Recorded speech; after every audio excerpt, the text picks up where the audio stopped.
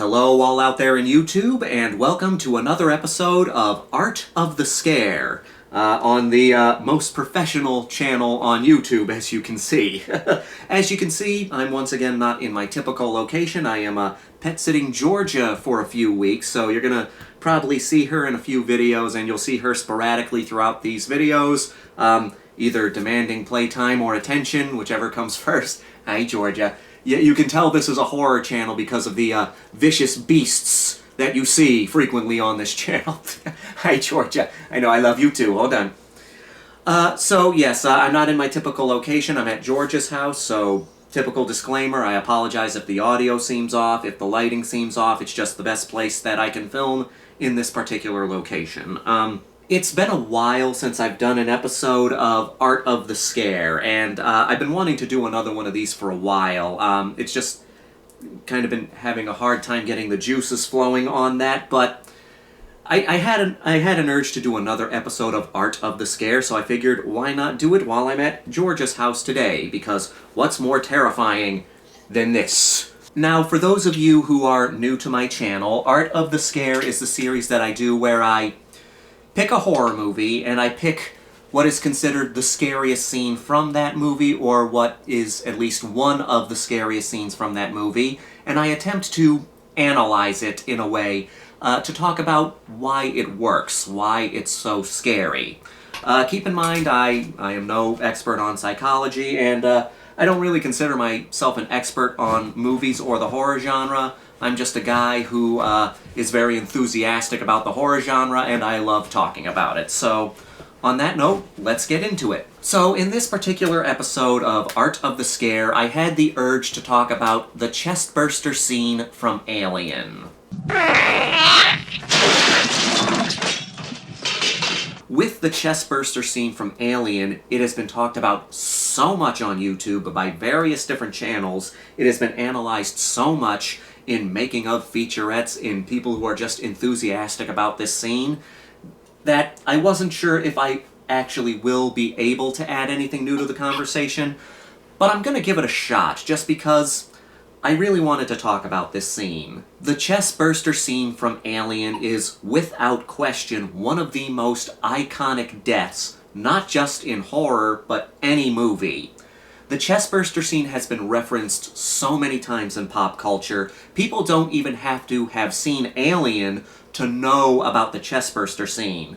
They may not have seen it, but they know of it. The movie Alien took quite a bit of inspiration from sci-fi and horror movies that came before it. Particularly this one movie from the 1950s, I can't exactly remember the year, but the 1950s sci-fi monster movie, It, the Terror from Beyond Space. You watch that movie, it has a lot of similarities to Alien. Alien has become such an iconic horror movie that it has ingrained itself in pop culture. The premise is what I love in a lot of horror movies: simple idea, and you play it through. You have this spaceship known as the Nostromo, which is a transportation ship. We're essentially following a group of space truckers, which is something I've always found fascinating, but that's details for another time.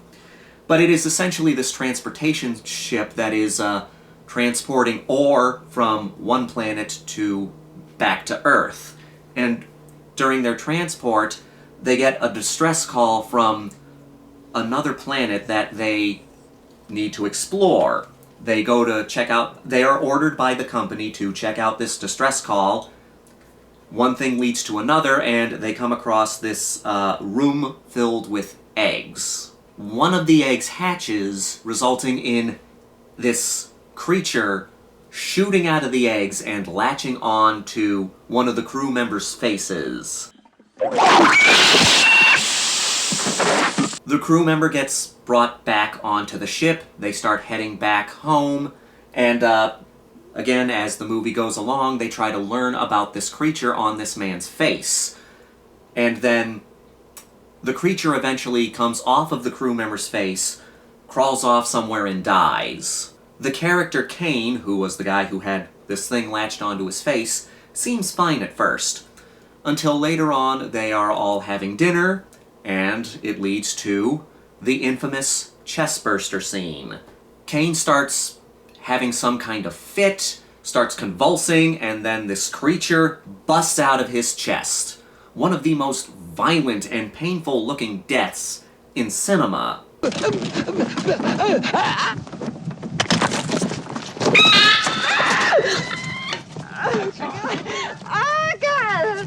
One of the most interesting aspects of the chestburster scene is the mythology that was created around it. You notice in a lot of movies, there are certain myths and stories that are created around the set, especially from older movies. The older the movie is, the more urban legends occur around that film. Everybody remembers the story of the hanging munchkin in the back of Wizard of Oz, which turned out to be a crane, but for years people thought there was a munchkin that you could see hanging in the back of Wizard of Oz. The chestburster scene is no different. The story that had happened for years, the story that people had heard for years, is that Michael Hurt was the only actor who knew what was going on during that scene. Nobody in that room, no other member of that cast, knew what was going to happen during the chestburster scene, and that's why they all seemed so shocked and so afraid during this sequence. Now, this is what I'm talking about with mythology created around films, because that story is only partially true. Michael Hurt has said this during so many interviews, it has been stated many times, the actors during this scene did know what was going to happen. Like I said, for years so many people said, oh, the actors did not know what was going to happen during the chestburster scene. They did know what was going to happen because they all read the script. They read the script, so therefore they knew what was going to happen during this scene. Because it's the myth has it that they didn't know what was going to happen. Well, of course they knew what was going to happen because they read the script. Sure. But they didn't know how it was going to happen. You see, it's fact and truth again. Where the truth comes in is, yes, they knew what was going to happen, they just didn't know how it was going to happen.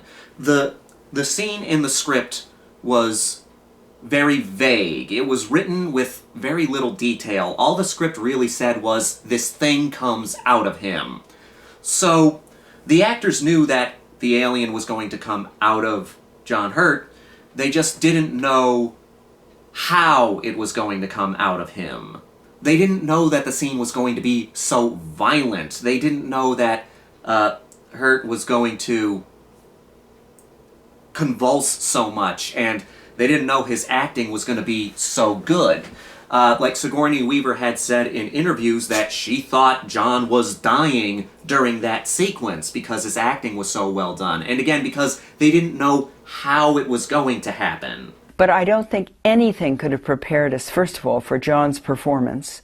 He was such brilliant acting. I didn't realize he was acting. Well, you thought something had gone wrong. I didn't even think. All I thought was John is dying. Like so many iconic scares in horror movies, half of what makes a scary moment effective is the setup to it. Either built up in the scene, or built up in scenes prior to that. Now we have the character of Kane, and we have that great scene where the face hugger latches onto his face. A very well done jump scare. And the chestburster scene is set up even before that with the first shot of the space jockey on that spaceship that the crew goes on to. We all remember that scene where the crew finds that alien creature kind of mummified in that room, and they notice the hole in his chest. And of course, we're wondering what could have caused that, and then it's hinted at that whatever was in there came out from inside. It wasn't something that dug into him, it was something that pushed its way out of him. Bones had been outward, like he exploded from inside. And of course, the biggest part of that build-up to the chestburster scene is the creature coming off of Kane's face without any explanation. In many ways, that is actually a little scarier than when the facehugger latched onto Kane's face. Because, okay, it latched onto his face for some reason, and now it's off for some reason. So that allows the imagination to run wild. What did this thing do to Kane? And then they're all at the dinner table. They're all eating before they go into hypersleep, and the conversation seems very realistic. And of course, the start for everything is when Kane starts coughing. I love moments like this. I love little moments in movies that happen before shit goes down. Just these small little moments that make you say, uh-oh, something bad is going to happen. We already knew it was coming, but with Kane starting to cough, that's the indication that, okay, something bad is happening right now. And of course, the actual scene where the alien explodes out of his chest. And they couldn't just have this creature suddenly burst out of him. No. That would not have been nearly as effective. They, again, have to build up towards it. We've had perfect build-up to this scene with all these little moments happening. We've now gotten to the scene, and now it's building up to that big, gory moment. Kane starts coughing, and he starts having a seizure. And it's not just him freaking out, it's him spazzing out and crying out in pain. Like I said, the acting during the scene is so good, and the rest of the cast thought John was dying during this scene.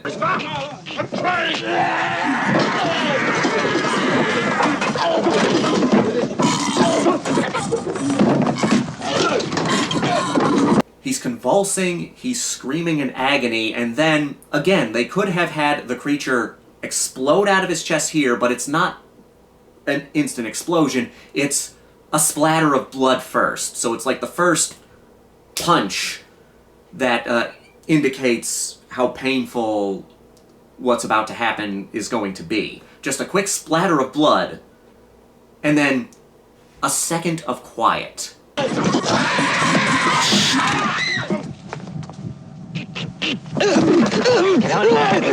It's just like, boom, we get some blood coming from Kane, coming from his chest. And then, again, it has that second of quiet.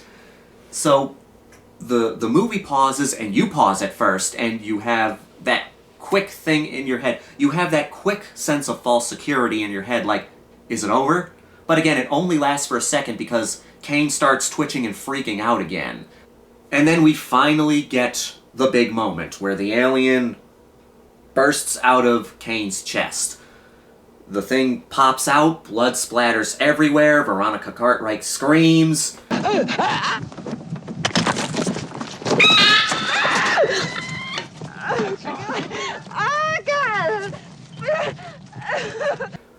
And there's no music during this scene, which makes it even better. You know, music can work in a horror movie. Sometimes music can enhance a scene, sometimes no music can enhance a scene. And this is an example of no music enhancing a scene, because you're just listening to the sounds of pain and carnage.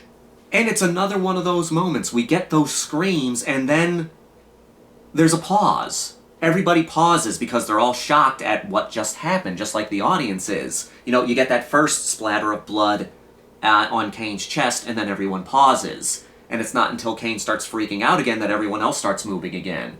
And now we've had this creature come out of Kane, and everyone pauses again. And that's a very human thing. I've seen people watch Alien before, and when the creature comes out, everybody starts yelling, "Oh God, kill it! Why aren't you killing it yet? Why aren't you doing it?" Well, because they've just seen some really heavy shit. And when something like that happens, like if you see a car crash in front of you, if you see, like, someone randomly start attacking someone else, you're gonna have that moment of shock where you freeze up for a moment. That's a very common reaction people have to something violent or something frightening happening in front of them. The pauses during this scene are so important because it gives the audience not really a chance to breathe, but a chance to feel the shock along with the characters in the movie.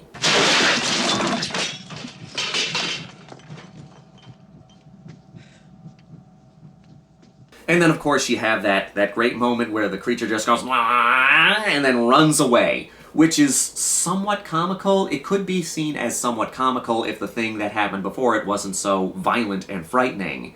And once again, after the thing runs away, there's a moment of quiet in the room.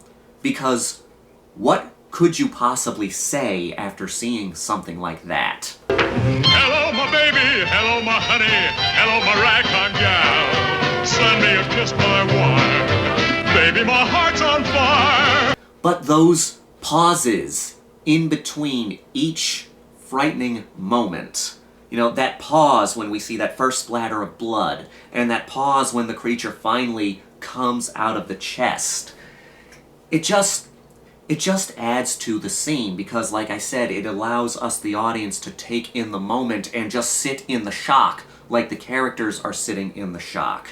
The timing during the chestburster scene is some of the best timing in any scary movie. And again, it's the pauses. I know I'm emphasizing the pauses, but I do think the pauses and the quick little moments, the few seconds of silence between each bloody moment, really does help the chestburster scene become one of the scariest and most iconic scenes of horror in the horror genre.